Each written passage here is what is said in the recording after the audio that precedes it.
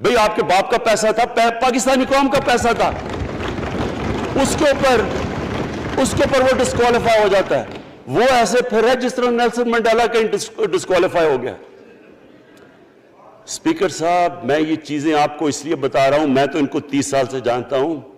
देखें, जब तक हम इस मुल्क में अपनी अखलाकियात ठीक नहीं करेंगे, मॉरल स्टैंडर्ड्स ठीक नहीं करेंगे, जब इस तरह के इलेक्शन होंगे कि खुल के पैसा चल रहा है और हम कहेंगे नहीं जी वो पटवारी क्यों पैसे लेता है, तो वो थानेदार क्यों पैसे लेता है, वो सरकारी नौकर, वो तो बेचारा जो निचला तबका है, वो तो वाकई जिस तरह शेख रशीद ने कहा है, महंगाई जो बढ़ी है, बेचारे लोगों की तनख्वाह में गुजारा नहीं हो रहा।